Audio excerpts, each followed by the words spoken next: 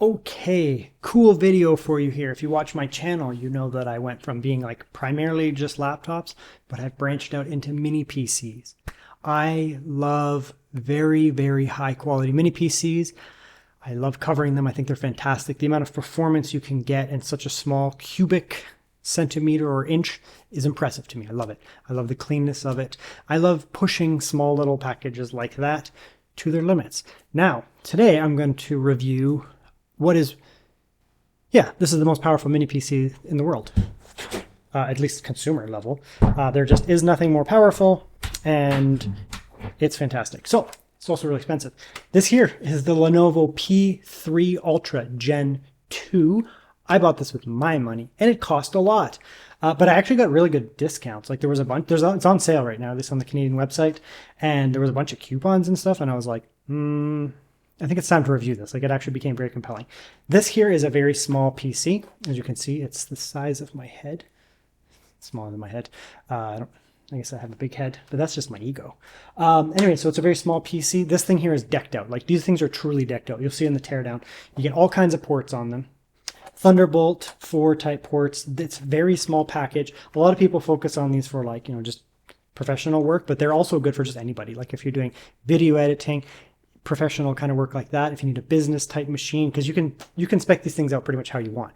You can go way down the stack and get some very basic setup. Like on this is the new Core Ultra series, so you can get like a 225H for something, 225T for example, 225 just straight up. You can get this thing all the way up to 285K, so you can spec this thing out way up and everything in between, depending on what you need. The GPU is also highly customizable. You can go no GPU if you want, and then you can also spec it up like a T400, which is a pretty basic GPU. It'll get the job done for basic stuff. Or you can go all the way up to what I have here, which is an ATA 4000 small form factor GPU with 20 gigabytes of VRAM. It's a monster. Despite the fact that it's tiny, it video edits faster than my gaming desktop, and that's not an exaggeration, it does. But I mean, for video professionals, that kind of stuff, people who are doing like engineering, CAD, whatever it is that you do as professional, this thing is a monster. Okay, so let's have a look at the website here. This is the Gen 2 model. We'll just go on the American one because it's easier for people to translate from there. There often are some kind of pre-baked ones that they set up, and they can be on decent sales in that. I mean, actually that one wasn't too bad. But you can go in here and go to the customizer. I've actually bought the Gen 1 a couple times and the Gen 2 here today, and you can spec them out quite a bit. The MSRP and that can be crazy high, but these are on sale often, so just be aware that the prices can be reasonable for these directly on Lenovo. Anyways, so you have all the way from Core Ultra 5 up to Core Ultra 9. This is an improvement from 14th gen, 13th gen, because they run cooler and they also idle lower. So they're a pretty big boost and productivity boost on that too.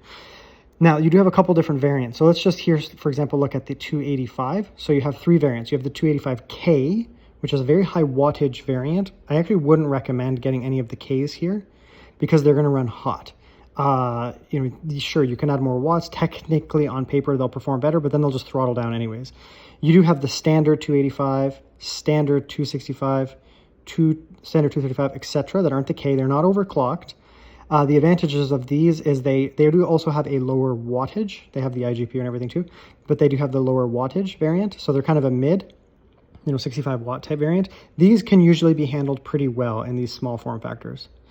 The other option is, which quite interesting to me and what I have today, is the 285T, 265T, 225T.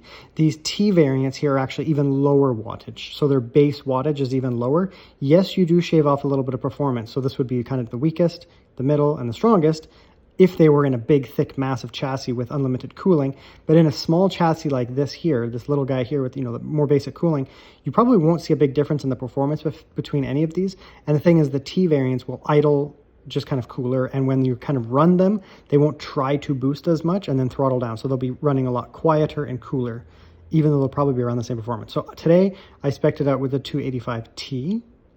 You can go with Linux or Windows. I think I just went with with Windows. In Canada, you actually can't do this, which is interesting, but in the US you can. Multiple different RAM options here. Now these are C-SODIMM, so they run a little faster, 6400 mega transfers. I think I just got like an 8 gigabyte kit in mine, and then I upgraded it because I had C-SODIMM on hand. It also just takes standard SODIMM. So if you have like a massive SODIMM kit, you can pop it in there, but CSODIMM does run faster. CSODIMM is actually kind of expensive and hard to find, so it's not a bad idea to just do it from them, to be honest, especially with RAM prices like actually skyrocketing right now. So just be aware of that. There are a few different GPU options here. They actually trimmed this down. There used to be more of them. I guess they got rid of them. There was like the T400, T1000. Those are kind of old, weaker GPUs. So they've trimmed down the selection here, and that's good. I'm happy to see that. You do have the A400, which is good for just kind of basic stuff. You can get up to the A1000, and this is where you're starting to get into something capable for professional work, to be honest. 8 gigabytes VRAM, get into professional work. The ATA 2000 in here, like you can see, it does add, $649. But the interesting thing here is when you add that on, it actually doesn't add necessarily that much because there's coupons on that. So it will potentially, if you had coupons, it'll come off of that. That's a decent price for an ATA 2000. These are about $700 anyways, just straight up to buy an ATA 2000. These are low profile, 16 gigabytes, so they're good. And you can get all the way up to an ATA 4000, which is a 20 gigabyte low profile GPU. There are technically the Blackwell ones coming out now, like literally anytime now. They hit the market kind of on their own. I haven't really seen them much in systems, but I do suspect that eventually there will be some categories here added for Lenovo, and they will have the Blackwell stuff. Blackwell 2000, Blackwell 4000. And if the price is there, I mean, Blackwell does have some benefits, better encoders, this kind of stuff as well. You can customize, RAID, that kind of stuff. SSDs, you can spec it with them. Just price it out. See if it's cheaper to do it on your own or from them, your pick. Other things here, secondary drives. You can pick faster Ethernet, I guess I'd say. It does have Ethernet built in. You should pick Wi-Fi because it doesn't actually come with Wi-Fi. So when you click that, you get Wi-Fi 7. You can ditch the keyboard and mouse if you want to save a few bucks. Now, there are ports on the back. There's some pop-out ports on the back. I don't know if it actually shows it here. Yeah, like that there. So you have your GPU slot, and there's like a couple extra slots in here. I think it's right here. And you can put in some, 3.2 cards. I put in a Thunderbolt card because it's always nice to have it. It has Thunderbolt anyways, but it's nice to have more Thunderbolt in the back there. Does filters, some other crap you can go through, and then, yeah, spec it out and run with it.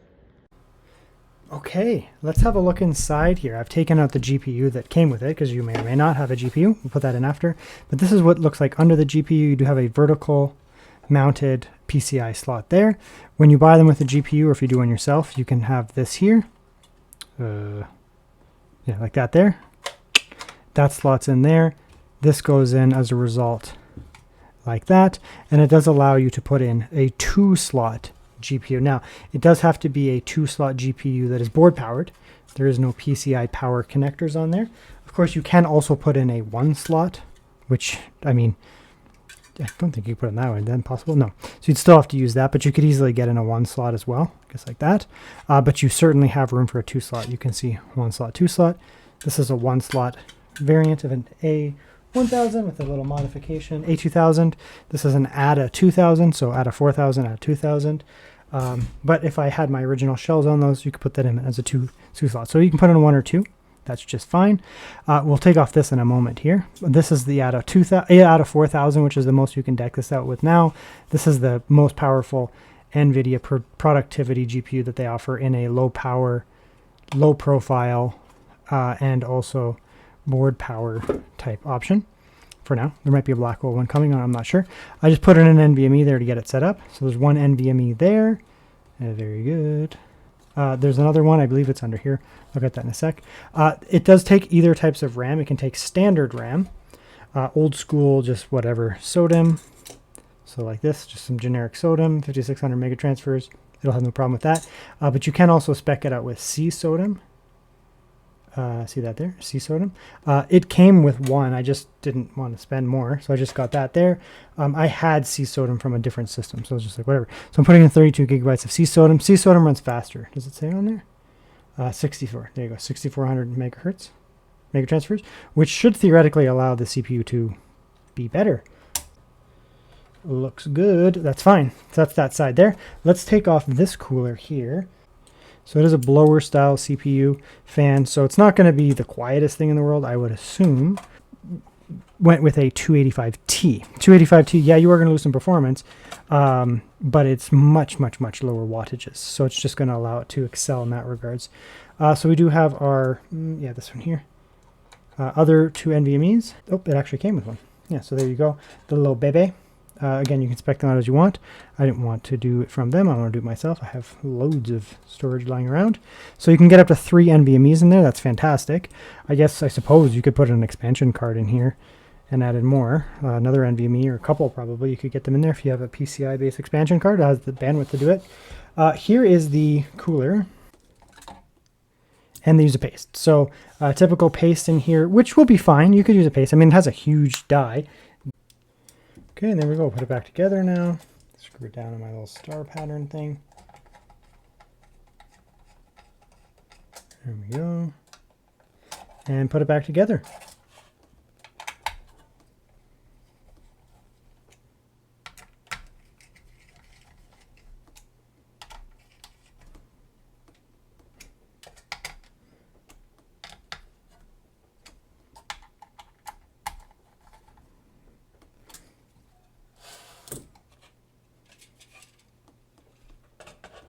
And there we go, we're in.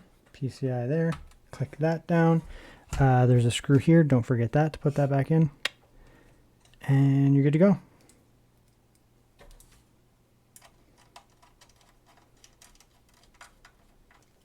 Boom. Port selection looking fantastic here. 2 USB-A, 2 USB-C on the front here, both 20 gigabit. That's going to be nice and quick there. Then we do have another port USB-A in this case, and that's as fast as USB-A can go. 10 gigabit, that's also fantastic. Microphone, headphone combo jack, some indicators, some general ventilation stuff on this side here. Same on the bottom there. Nothing on the sides. You can set it down like that, or you can tower it up. On the back, it's going to kind of depend how you spec it out. The standard ports, though, are a 1 gigabit Ethernet port, 3 display ports. So if you're just using the integrated graphics, you can use those. You get 4 USB-A here, 4 more USB-A. These 2 are fast, 10 gigabit. These are the slower ones. You can use them for like keyboard stuff. Power in there, that's the latch. This is an optional card. You get USB-C. It's not Thunderbolt, but it is fast still. It's going to give me fast USB-C overall, like 10 gigabit. That's the video card there. And then I do have a Thunderbolt port there, Thunderbolt 4, which is good for hooking up peripherals and that kind of stuff. And then the Wi-Fi, which can go in there. Looking pretty good. Now do beware if you put in an ATA-based card. There's other cards you can use, but if you use an ATA-based card, they do have these kind of micro versions. You can get cables that are actually connectable, but I'm just using an adapter card like that. Make my life easier. Okay, so now I'm going to show you some real world work here. I'm not going to do that. I've been using this for several days actually, maybe actually 2 weeks on and off. And it's very good. I'll put it that way. So the ambient noise, just messing around with Windows, like piddling around, is almost nothing. My noise floor is about 33.5. There is a fan, but it is like at the very bottom of my sound perception. Like I can barely hear it. Just so you know. So let me show you some cool stuff here. Now I've done some benchmarking. I don't know if I recorded it. I've just been doing this for my own like science, to be honest. But I've been doing some stuff like this. You can see I've done some test outputs, and I've been comparing them to some of my other devices, like my 5070 Ti. Let's put it this way. It's at least as fast as my 5070 Ti. So let's go like that there. I'll do 10 minutes because that's a fairly clean interval. Right about there. Go like that. Oops, wrong button. Something like that. Now, let's make one more actually. And we'll bring it down here. So this will be a 3-track video. And we're going to have 4K 60 times 3.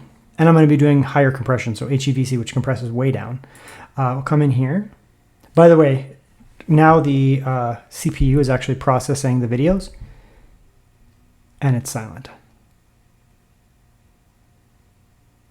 Completely silent. Just as a proof of concept, let's see. Do I have any other videos here? Let's come in here. I don't think I have any more. My project 4. Yeah, this is technically a new video. Watch how fast this processes the audio. Watch this. It's instant. Boom, boom, boom, boom, boom, boom. It was about 2 seconds to process the entire video in terms of audio and video. And normally, I mean, yeah, I have other things that I use sometimes, but that's super fast, very fast. That's about as fast as it gets. Okay, so now we're going to do this. We'll export 3-track 4K 60 video here. We'll just go desktop, and I'll call this pre-3 review. Has nothing to do with this, but we'll do it anyways.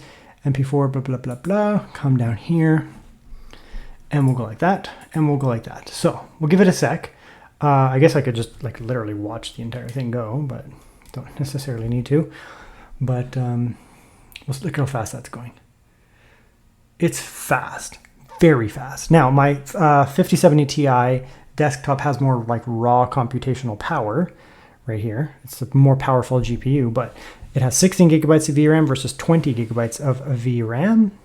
It also has, I mean, you can put in game drivers. You can also put in studio drivers.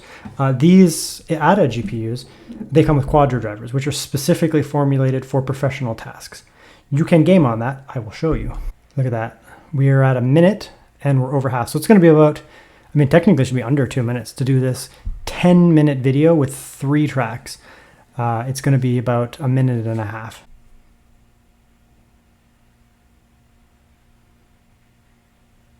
It's also raining outside.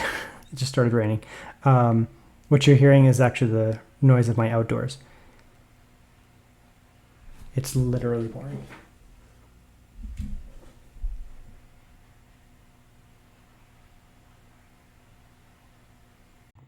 So just proving the point, like this thing is so quiet. Last generation, I can't remember if I actually published that review. I had the generation before, like the P1, a P3 Ultra Gen 1, and the issue with it was 14th gen Intel, or you can get 13th gen, and it was always hot. Like it was just always, there was always fan, and it actually irritated me. I'm pretty sensitive to fan noise. If you watch my videos, you'll notice that. I do not like fan noise. It really bothers me. And this one just doesn't produce sound. Like it's working. It's not doing nothing right now, right? Anyways, come in here. I'm going to show you guys this. I'll just do it live. So we'll just go like that. It will get noisy under full Cinebench. I can guarantee you that. Under load. Still quieter than a gaming laptop. But of course, you know, the thing is, it's when it's idling or just doing basic tasks, or even things like video editing, anytime you're not just like doing an unrealistic synthetic benchmark on the CPU, it's more or less silent, to be honest. It's very impressive. Gaming, let's do some gaming here. So we'll load up a game. Okay, so now we're into Cyberpunk 2077. This is 4K. Hopefully I put the, okay, put it at 1440p. 4K is, I mean, you could do 4K, but you're gonna need a lot of scaling, to be honest. It's not a 4K focused GPU. Now, it has more than enough VRAM for 4K. It has 20 gigabytes. That's more than the 5080. It's beat only by the 5090 and the 4090. So it's a hell of a lot of VRAM. But you're still looking at raw performance around a 4060 Ti, something like that, or a 5060, I guess. Probably closest would be a 5060. But the 5060, the 4060, 4060 Ti, blah, blah, blah, blah, blah, only have 8 gigabytes of VRAM, at least the 4060 Ti 8 gigabyte model. So that's why one of the reasons the 4060 and the 5060 suck, because they don't have enough VRAM. So they just get obliterated in most games. This GPU, you'll never have a VRAM issue. You will have a raw performance issue well before you run into a VRAM issue. So 1440p Ultra native, that's so good as a baseline, as you can see here. We are going to use scaling, obviously.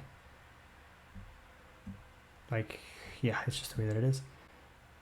But look at that, like killer lows in terms of the low split to the average is very good. This is native, right? VRAM, as you can see up there, 8.6 gigabytes. So the 4060 would have imploded, a 5060 would have imploded, 5070 Ti, a 5070 mobile would have imploded. That's the way that it is. We don't have that issue here. Some games are going to be more VRAM demanding than even this as well. So you can get into games now where even 1080p gaming is going to be above 8 gigabytes of VRAM, which is sad because there's so many GPUs that's going to leave in the dust. Anyway, so we'll come in here with resolution scaling. Now, this is an ATA generation, so it's the same as 4000 series NVIDIA, if you don't know names very much. So like a 4050, 4060, 70, 80, 4090, yada, yada, yada. Meaning, we get full access to DLSS resolution, super resolution transformer model, the old school or this one here. Transformer model is awesome because you can use more of it. There's almost no point using quality because it's more computationally intensive, but it also looks way better. So 1440p balance will look potentially the same or even better than native, right? So you can probably turn it all the way up to performance, like this here. I'm going to actually turn on the settings, but I just want to show you guys, right? You're looking at 60 now, performance. Now, you may think, oh, I can't use performance. Well, at 1440p, you can. With transformer model, I think Digital Foundry, I know Digital Foundry did it. My Hardware Unboxed might have also, but Digital Foundry did. And I have done it. I'm not on their level, but I've done it as well many times to show that the traditional DLSS model, when you cranked it way up, it started to, look at that checker, it started to look, you could actually get away with a fair bit at 1440p, but you'd start to notice. With the new transformer model, you can't. At least at 1440p, you can crank it way up to performance. You can't tell it's on. Like, I don't even think you could pixel count until it's on. Maybe, but I highly doubt it. So, as a result, you're going to get 60. This is Dogtown in Cyberpunk Phantom Liberty expansion, and Dogtown is brutal to run. What the heck is this? I can actually play this game. I actually love this game. I beat it, but whatever. It's life. I'm so busy. Let's go high. I don't think it's going to make a huge difference because a lot of it is actually not going to be the settings. It's more just going to be the raw compute, to be honest. So should jump a bit, but I don't think it's going to be like staggering. Yeah, 15 or so. Actually, that's more than I thought. I mean, honestly, that may be the way to go. Performance with high instead of ultra. It's a pretty big jump. You can, of course, tweak the settings. I wonder if we can turn down scaling. Not that I would. Again, performance on 1440p is great. Yeah. If you're really worried about scaling, some people just have this thing, you could turn it down. But again, it's transformer model. Like, have you seen any shimmer? Can you see shimmer? Yeah, so here we are under 1080p, which will be heavier on the CPU as well. We're still hitting the GPU fully, but we're also offloading some on the CPU. And we're at 68 and 60. So let's just round up. We'll just say 70 and 70, so 140 watts. Add some more system power, I don't know, 10, 15 watts here and there. We're well under 200 watts for the entire system. The entire system is well under 100 watts. So if you live in a hot area or a hot office like I have here in a hot area, and you don't want to have a massive behemoth thing ripping 400, 500, 600 watts in your face, on top of that, your CPU, the whole system at 100 freaking watts, 1,000 watts or something. It's a space heater, right? Here's 150. So it does make a big difference. We'll go back here. Just wondering what the load would be if you actually put it back up to 1440p. Go like that. Go DLSS. We'll go balanced. Just that was a pretty legit setting. Ooh.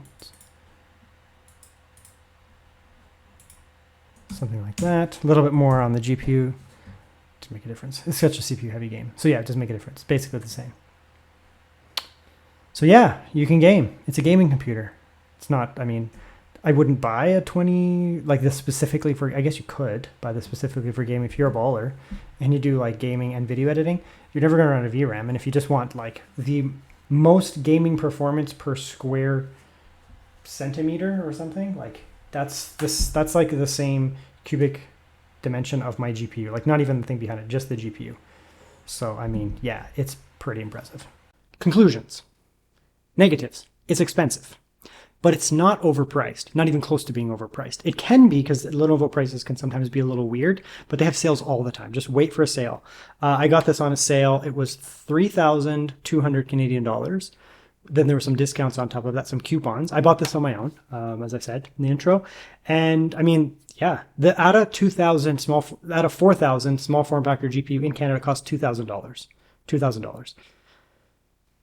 Lenovo has to pay money for that GPU to put it in here. They don't get them for free, right? So I'm not sure what the markup is on them, but they're not that much. So that alone was like $2,000. Then if you factor in the CPU in this, the 285T is like $900 to $1,000 right there.